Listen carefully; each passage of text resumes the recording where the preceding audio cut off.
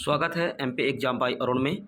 आज सामाजिक विज्ञान से महत्वपूर्ण ऐसे क्वेश्चन जो पेपर में पूछे जाएंगे और उसका हम महत्वपूर्ण तथ्य लेकर आए हैं। ठीक है, बिना समय गवाए हम स्टार्ट करेंगे।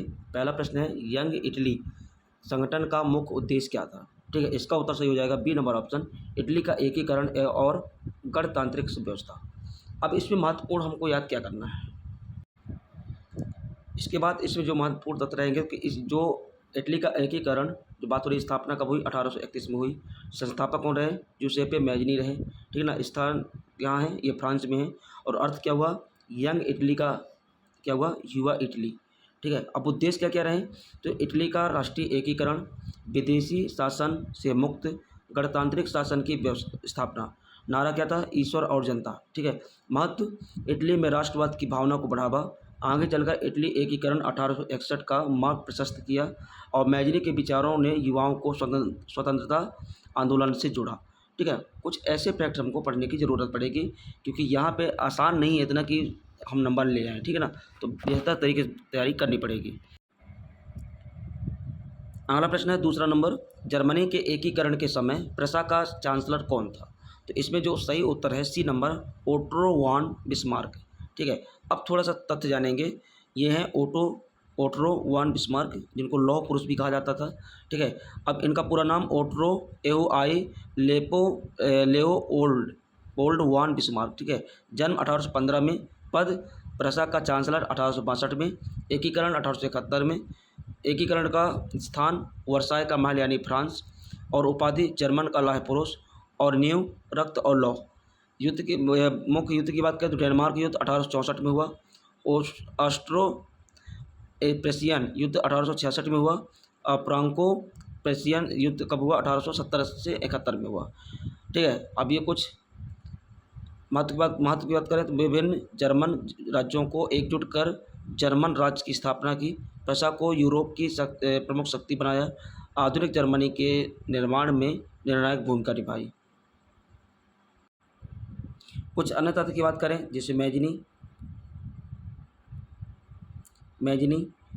को इटली के राष्ट्रवाद के जनक रूप में जाना जाता है। गैरीबाल्डी को इटली के एकीकरण का सैनिक नेता माना जाता है। कैव्यूर को इटली के एकीकरण का राजनीतिक नेता माना जाता है। बिस्मार्क को जर्मनी के एकीकरण का वास्तुकार माना जाता है। 1871 जर्मनी का पूरा एकीकरण हुआ। 1861 इटली का एकीकरण प्रारंभिक रूप से पूर्ण हुआ। तो गाइज एक यहाँ से हम दो प्रश्न से कई सारे सवालों को यहाँ पे हमने लेने का प्रयास किया। आइए देखते हैं अगला प्रश्न। प्रश्न नंबर तीसरा, भारत छोड़ो आंदोलन किस वर्ष प्रारंभ हुआ था? इसका सही जवाब है 1942 में। करो या मरो, भारत से मतलब अंग्रेजों भारत छोड़ो ऐसा नारा था। अर्थ क्या है? अंग्रेजों को भारत छोड़ने के लिए चलाया गया जन आंदोलन। वर्ष 8 अगस्त 1942 में। स्थान मुंबई के ग्वालियर टैंक मैदान, अब वर्तमान में इसे अगस्त क्रांति मैदान भी कहा जाता है। प्रमुख नेता महात्मा गांधी। नारा करो या मरो। ठीक है। महत्व की बात करें तो स्वतंत्रता आंदोलन को नई दिशा मिली। अंग्रेजी शासन के विरुद्ध जन सामान्य व्यापक विरोध हुआ।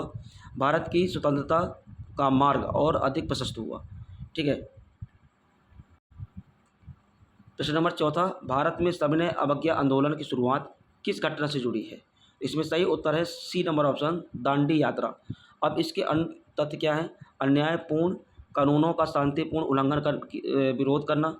वर्ष 1930 में। प्रारंभ 12 मार्च 1930 से और समाप्त दांडी पहुंचा 6 अप्रैल 1930 में। प्रमुख नेता महात्मा गांधी। स्थान साबरमती आश्रम से दांडी तक लगभग 241 मील। मुख्य उद्देश्य नमक कानून का विरोध करना। महत्व की बात करें, ब्रिटिश शासन के विरुद्ध जन आंदोलन बना। लाखों भारतीय स्वतंत्रता संघर्ष में शामिल हुए। विश्व स्तर पर भारतीय स्वतंत्रता आंदोलन को पहचान मिली। अन्य तथ्य की बात करें 1919 में रॉलेट एक्ट, नेता प्रमुख जो रहे महात्मा गांधी, और घटना क्या थी? रॉलेट एक्ट का विरोध करना। ये कब हुआ? 1919 में। 1920 की बात करें तो असहयोग आंदोलन, इसमें जो नेता रहे महत्वपूर्ण वो महात्मा गांधी रहे। और विशेषता क्या थी? विदेशी वस्तुओं का बहिष्कार और सरकारी संस्थाओं का त्याग। ठीक है। 1930 की बात करें तो सविनय अवज्ञा आंदोलन, नेता महात्मा गांधी। ठीक है। प्रमुख घटना दांडी यात्रा, नमक कानून का विरोध। 1932 में नेता डॉक्टर भीमराव अंबेडकर, महात्मा गांधी। उद्देश्य दलितों के अधिकार। 1942 में भारत छोड़ो आंदोलन, नेता महात्मा गांधी और नारा करो या मरो। 1943 में आज़ाद हिंद फौज, नेता सुभाष चंद्र बोस और नारा था जय हिंद। अब याद रखने के क्या है, 1920 में असहयोग, 1930 में सविनय अवज्ञा और 1942 में भारत छोड़ो। अगला प्रश्न 5वां नंबर, संसाधनों का वर्गीकरण उत्पत्ति के आधार पर कैसे किया जाता है? तो इसमें बी नंबर ऑप्शन सही है, जैव और अजैव। अब इसमें उत्पत्ति की बात करें तो उत्पत्ति के आधार पर संसाधनों को उनके बनने या प्राप्त होने के स्रोत के अनुसार वर्गीकृत किया गया। अब वर्गीकृत दो प्रकार का, जैव और अजैव, ठीक है ना। वे संसाधन जो जीवित या कभी जीवित रहे जीवों से प्राप्त होता है, जैसे वनस्पति और पशु, मत्स्य, मानव, है ना। अजैव में क्या होता है, वे संसाधन जो निर्जीव प्रकृति से प्राप्त होते हैं, जैसे जल, वायु, मिट्टी, खनिज। अब महत्व की बात करें तो संसाधनों के संरक्षण एवं प्रबंधन की सहायता, प्राकृतिक संसाधनों के उचित उपयोग की योजना बनाने में सहायक, पर्यावरण संतुलित बनाए रखने में महत्वपूर्ण भूमिका। वहीं प्रश्न नंबर 6वां है, भारत में प्रोजेक्ट टाइगर कब प्रारंभ किया गया? तो इसमें सही जवाब हो जाएगा ए नंबर 1973 में।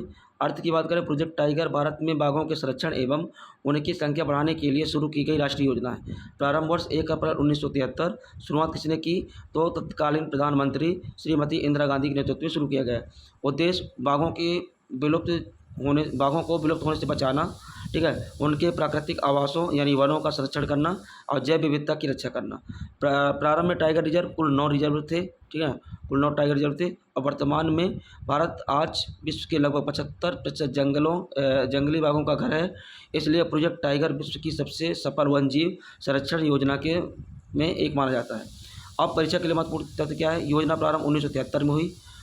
राष्ट्रीय पशु विभाग, है ना, संबंधित मंत्रालय पर्यावरण, वन एवं जलवायु परिवर्तन मंत्रालय, और बाघ गणना जो होती है प्रत्येक 4 वर्ष में की जाती है। अगला प्रश्न 7वां नंबर, बहुउद्देशीय नदी घाटी परियोजनाओं को किसने आधुनिक भारत के मंदिर कहा था? तो इसमें जो उत्तर होगा बी नंबर, जवाहरलाल नेहरू, ठीक है ना, जवाहरलाल नेहरू।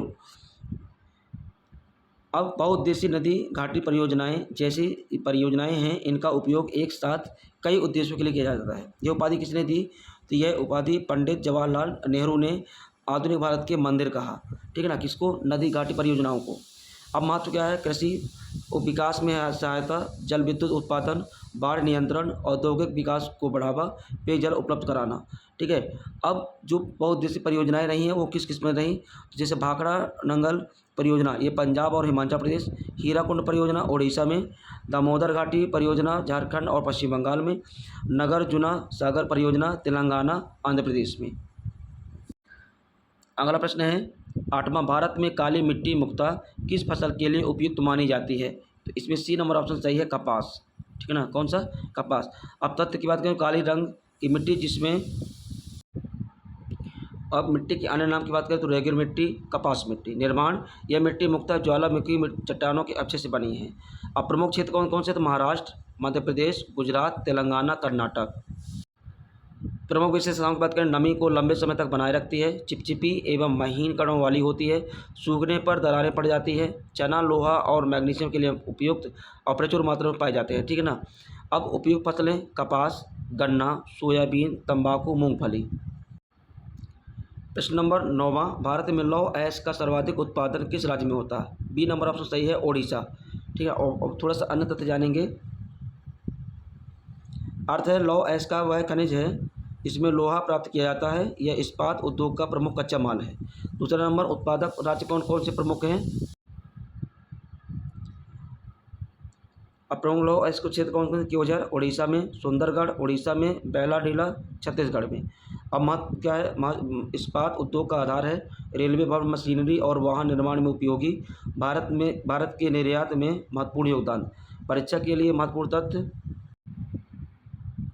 सर्वाधिक उत्पादन उड़ीसा में, प्रमुख प्रकार हेमेटाइट एवं मैग्नेटाइट। भारत विश्व के प्रमुख लौह अयस्क उत्पादक देशों में शामिल है, ठीक है। इसके बाद ये क्षेत्र रहा। इसके बाद अगला प्रश्न, भारत का मैनचेस्टर किसे कहा जाता है? जो इसका सही उत्तर है सी नंबर, अहमदाबाद। अहमदाबाद कहाँ है? गुजरात में।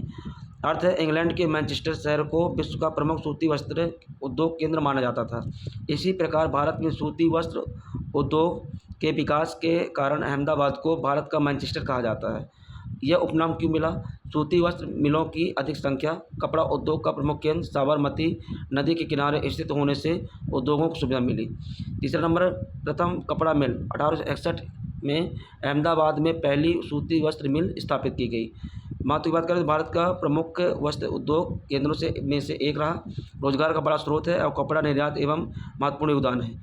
अन्य प्रसिद्ध उपनाम, कानपुर उत्तर प्रदेश का मैनचेस्टर, मुंबई भारत की आर्थिक राजधानी।